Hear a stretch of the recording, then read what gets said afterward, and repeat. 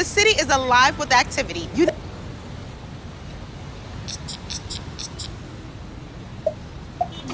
Hi, I'm Dave Evans, and welcome to $9.99. NYC Media knows everything about the city, and now you can take us with you everywhere you go. Our new iPhone app has tons of information about places to eat, things to do, and much more. Download the NYC Media app from iTunes and discover New York. This week from New York Times TV. In the Metro section, an odd couple finds success with table tennis. Reporter Frank Bruni gets a down-home cooking lesson. Movie critic A.O. Scott revisits an eerie New York movie classic. And Times reporter J. David Goodman gets an expert's lesson on biking in the city. These stories and more from the New York Times.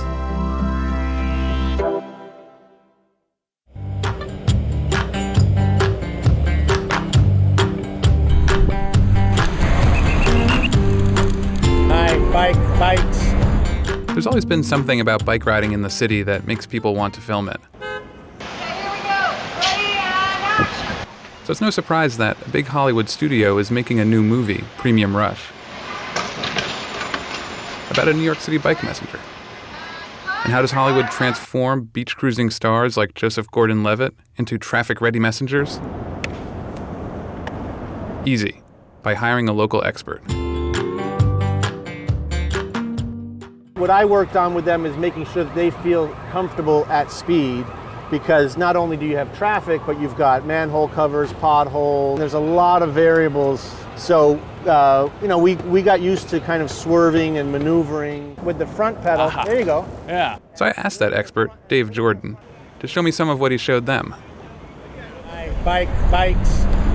We started out in the bike lane, but pretty quickly it became clear that, at least in Midtown, messengers often skip them.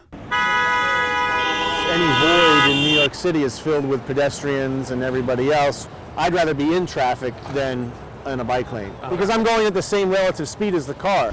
We made it down to Union Square, where he tried to show me a few of the simple bike handling skills that the actors needed to learn to play their bike riding roles. 1, pick up a package off the ground while riding by. Same type of flexibility that pressure. This is not a skill that I employ while riding to work, but I found that, at least at slow enough speeds, it wasn't so hard. There you go. Oh, yeah. A little overconfident. Track stand was another matter. Control. If I need to, I can go into a track stand, even though I'm not on a track bike. It's not so easy without the track bike. Yeah, you gotta sort of use. We also practiced skidding, which really was no problem. By the end of the ride, I hadn't crashed into any cabs and didn't require any stitches. I didn't learn too much more about being a messenger, except that I'd probably make a pretty bad, or at least a pretty slow one. For the New York Times, this is J. David Goodman.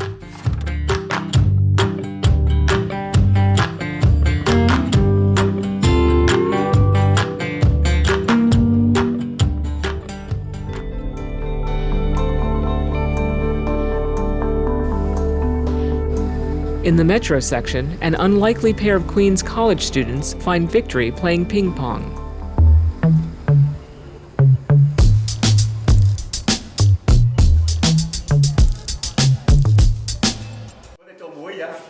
They call them the odd couple of New York's ping pong world. Tal Leibovitz, who was born in Israel but grew up in Queens and learned to play table tennis as a homeless teen sleeping in subway stations, and Yanjun Gao, a Chinese immigrant who began playing competitively by age 7 in well-organized youth programs. The two players both attend city universities in Queens, and this is how they met and paired up and wound up reaching the finals of the college national championships last month. We were in the same type of college, that's why we figured we would play together, because we're in the CUNY school and we're both kind of, a product of public education. The other guys that we're competing against, they're like rich people. And you're from the city? Yeah, we're both from the city. Yeah. Tough New York. Yeah, I'm tough. I don't know about him. No, I'm just kidding. He's tough. Yeah.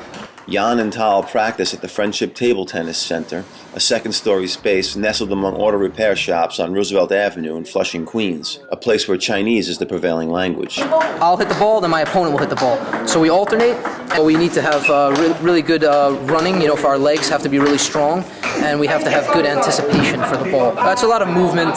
Your partners have to complement each other. If one person's defense, the other one's offense, it doesn't really work. So it's good to have two defense and two offense is always good.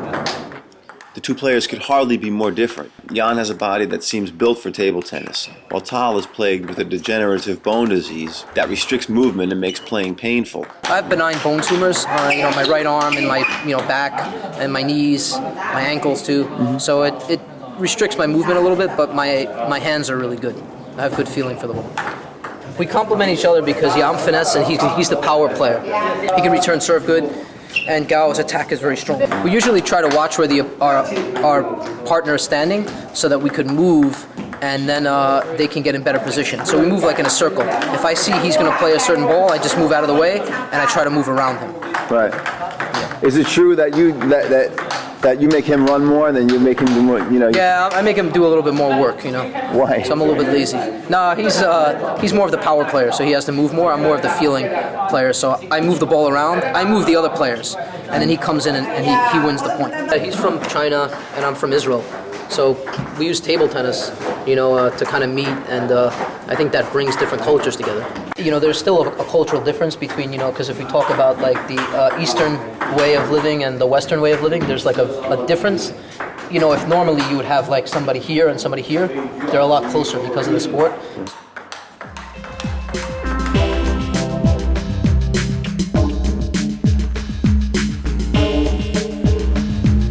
Next, Times reporter Stephanie Clifford plays a 21st century version of the classic board game Monopoly. Nice. Welcome to Monopoly Live. Hi, I'm Stephanie Clifford from the New York Times. We are at Toy Fair to take a look at a new version of Monopoly that's very high-tech. I'm playing with Jane Ritson-Parsons from Hasbro. Monopoly Live is an update on the classic board game. It uses an infrared camera to detect pieces on the board, and a digital voice tells players what to do next. Now, cover your piece with your hand to roll the dice. So no dice, I'm just covering. Just put your hand over the... Since Monopoly was introduced in 1935, it's had several makeovers, but this is the first major redesign aimed at a video game generation. There we go. $120 from Dog's account. Let me give you Connecticut Avenue. You're up. So no money either. No money, it's all on your card. All on my card. These are basically like ATM machines. When you insert it, it announces how much money you have left. Monopoly purists say the new game takes away a lot of the elements that make the game challenging. Players no longer have to add up their own money, keep track of how much money other players have, or even demand rent when somebody else lands on their property. The tower does all of that. But on this you can't cheat. Like I have no money that I can slide under the board and... I'm afraid not, but... It's going to keep me in line. It's a little strange when you're used to playing the classic Monopoly and thinking more about negotiation and like blowing on the dice so you get a 7 or whatever it is. This is much more automated and you're involved with it a lot more. You're using your hands, you're waiting for the tower to give you instructions, but it's also really fun.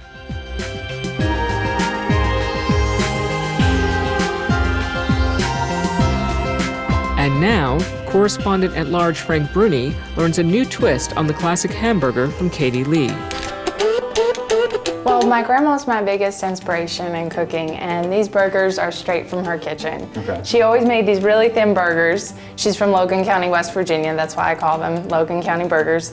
And they didn't have a lot of money, so they wanted to stretch their meat. So 1 pound of meat. So you didn't put out a lot of money to make this lunch for me today? No. You're going cheap on me. I'm going real cheap on you. All right. So they're really thin burgers. A pound of meat, you get about 6 to 8 burgers. And then you make it kind of like a grilled cheese. So it's white bread with lots of butter, American cheese, and ground beef. We should probably start, because that'll become self-evident, right? Let's get started. Okay. So I picked up a pound of ground chuck. This is ground chuck. You're not using ground sirloin. You're not... If you're putting a bunch of butter and melted cheese, there's no point in skimping on the fat in this. So I like to really season the meat. So I do about a teaspoon of salt. Okay. And about a half teaspoon of pepper. Okay. And then just a pinch of garlic powder. Now I just want to, so garlic powder. Now a lot of cooks would feel that was like below them, garlic powder. Why are you okay with it in these? I really like garlic powder. I actually use it a lot in my cooking. It won't be raw and you won't get a big bite of garlic. It's just kind of a subtle hint in the back.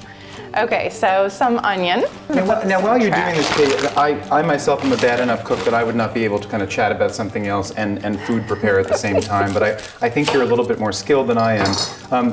These burgers actually brought you a measure of fame, did they not? They did. The Burger Bash here in New York, I won with these burgers. You know, I didn't ever think in a million years that entering that contest that I would win. It was crazy. People really liked these silly little burgers. How often do you actually, I mean, is this something if you're home alone or just having a friend over, is this something you'll make?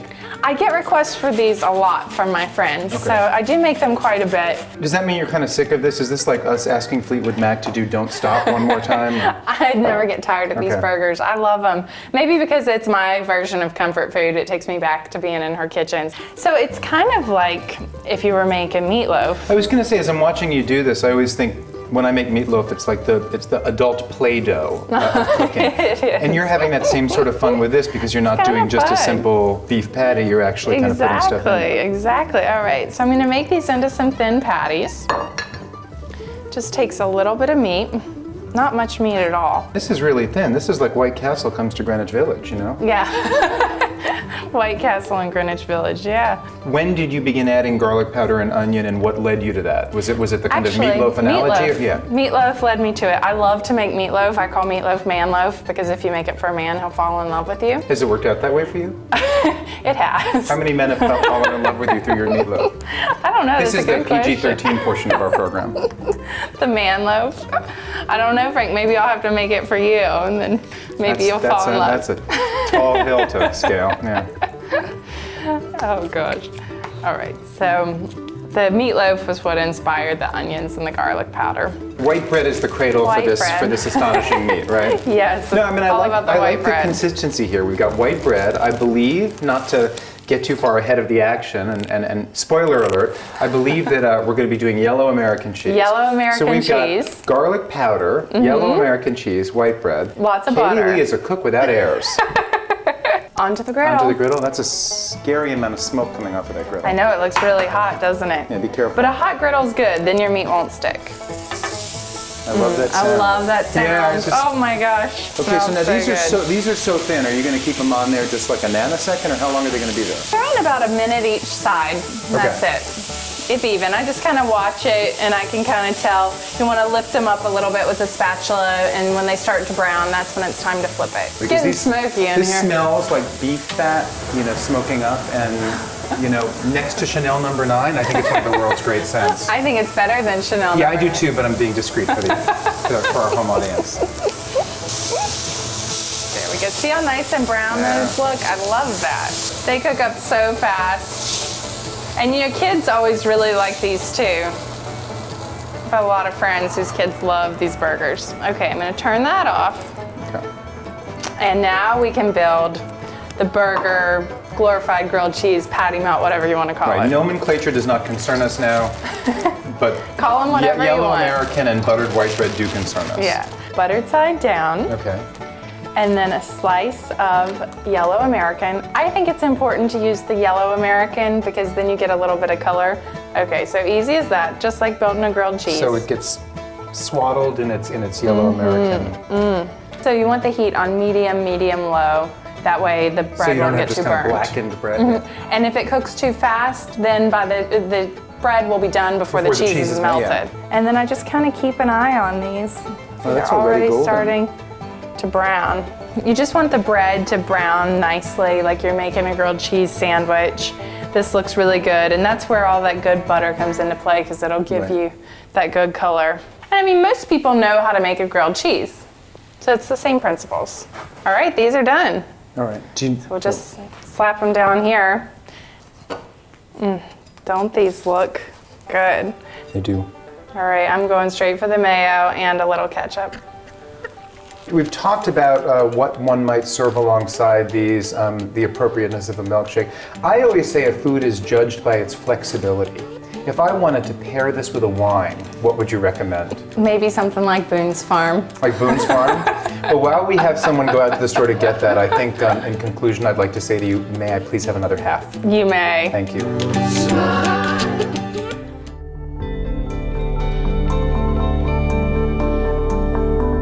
Next up, A.O. Scott explores the nature of evil in the classic film Rosemary's Baby. 7, Diego. Originally, the smallest apartment was a 9. They've been broken up into 4, 5s, and 6s. Now, 7E is a 4. Originally, the back part Finding the right place to live and figuring out the right time to start a family, these are matters that have always preoccupied young couples, but in New York City they can seem especially scary. Do you have children? We plan to. Roman Polanski's film Rosemary's Baby, adapted from a best-selling novel by Ira Levin, follows a young couple as they move into a grand apartment in Manhattan and set about feathering their nest. Yoo-hoo! They find themselves embroiled in a satanic conspiracy, and Polanski uses some of the conventions of the horror film genre to explore the nature of evil in the modern world. Hail Satan! Hail Satan! Guy and Rosemary Woodhouse, a struggling actor and his supportive wife, move into their new apartment and are soon befriended by a charming, slightly eccentric older couple, Minnie and Roman Castevet, played by Sidney Blackmer and Ruth Gordon. You have a young woman named Teresa Giannoffrio living with you? We do.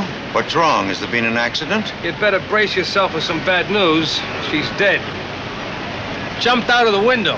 That's not possible. That's a mistake. Roman and Minnie are especially solicitous once they learn that Guy and Rosemary are trying to have a baby. Once Rosemary actually gets pregnant, she begins to have dark suspicions. She becomes increasingly fragile and seems to descend deeper and deeper into something like paranoia. I can't stay too long here. They'll be coming looking for me. Dr. Hill, there's a plot. The movie is full of vivid and surprising performances. Sidney Blackmer is excellent as Roman, a charming old devil. I seem to have overfilled the glasses. And Ruth Gordon is just simply astonishing as a warm, friendly, generous, pushy, intrusive grandma from hell. Lara Louise just met Guy. She wanted to meet you too. Could we come in? Of course, please. There, go ahead. Look what they got up there. There's a light. Also on hand is Ralph Bellamy as Dr. Saperstein, obstetrician to New York's elite, Charles Grodin in one of his very first film roles as a much younger obstetrician, Maurice Evans as Rosemary's old friend Hutch, and in an inspired performance, Patsy Kelly as Laura Louise. She's a kind of dim-witted, dumpy neighbor who keeps showing up, and we don't know quite why. Shut up with your old gods or we'll kill you, milk or no milk. Then there's John Cassavetes, a wonderful character actor and a great independent filmmaker in his own right. As Guy, he's just charming enough to make you believe that Rosemary would really love him, and plenty creepy that when Guy eventually betrays her, you believe that too. Oh, Guy, let's take it, please. That living room could be... Oh, please, let's take it. But the beating, anxious heart of this film is Mia Farrow. Everything that happens in the movie takes place from Rosemary's point of view, so that we feel every nuance and tremor of her panic, vulnerability, and terror. Like many of Polanski's films, Rosemary's Baby is a study in persecution and isolation. His main characters are typically alone and at the mercy of unimaginably cruel and powerful forces. Polanski was Jewish, and he spent most of his childhood in Nazi-occupied Poland. And this may explain something of the mixture of compassion and sadism that he brings to his characters. This is no dream. This is really happening. Another Polanski trademark is the mixture of absurdity and dread. Rosemary's Baby is certainly a horror movie, but it also sometimes plays like a comedy, albeit a particularly dark and grotesque one. In it, evil is always lurking in the shadows, but it also shows itself in friendly smiles and neighborly gestures.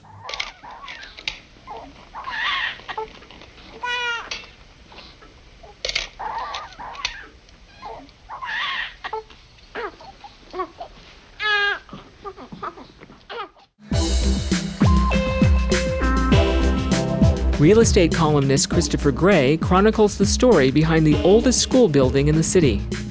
New York streets and buildings are not just about brick and stone.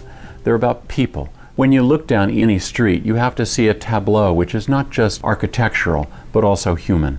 I'm Christopher Gray, and I write the Streetscapes column for the New York Times. Out in the middle of Brooklyn, just steps away from the din of Flatbush and Church Avenues, is the oldest school building in New York, the 1786 Erasmus Hall Academy. You can just glimpse it through a big barred gate, but it's set in the middle of a grassy, green courtyard. You could be at Harvard or Yale. But it's part of Erasmus Hall High School, a big donut of a building, whose alumni are said to include Barbra Streisand, Mickey Spillane, Mae West, and Neil Diamond. When the academy was built by the Dutch families of the area, it was all farms and open land, just a few wooden buildings. The two-story building was huge for its time, but now it looks small, dwarfed by the giant high school surrounding it. In 1896, the trustees gave the academy to the city of Brooklyn, anticipating that a whole new public school would replace it. The first section, on Flatbush Avenue, has a big, chunky Gothic tower and a vast, elegant auditorium. It was completed in stages up through 1940. Several architects were involved, but it has remarkable coherence. It looks of a piece. Around the corner on the other side of the block is the old Flatbush Public School No. 1, built in 1878. It's a moody, melancholy thing, with brick peeling off the front like somebody took a can opener to it. Down the street at another corner is Public School 6, built in the 1990s and designed by Grusin Sampton. Peter Sampton, a partner in the firm, says the picturesque, erratic skyline was meant to respond to the Ruskinian Gothic Flatbush Town Hall right next door. But it also has an uncanny resemblance to the work of George and Edward Blum on the Upper West Side. The oddly placed striping, the soldier coursing of the brick, and especially the small steel spheres within the window ironwork, all recall the Viennese secession in New York. Schools, like churches and firehouses, are rarely seen together in the city. They're normally separated by several blocks or more. But in this case, with Erasmus Hall High School, you have 2 centuries of scholastic architecture, starting from the old academy structure from the 18th century and going up to the late 20th.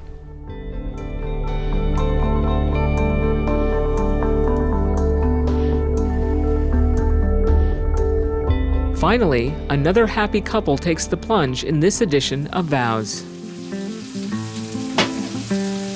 Work was everything. That's how I got to New York, and there was just something about being with Alex that made me see beyond that, that there's something else. Sunday Fun Day. Sunday Fun Day. Brunch, some mimosas. Yes, Alex taught me what Sunday Fun Day is. I didn't really know. So I corrupted her. Yeah.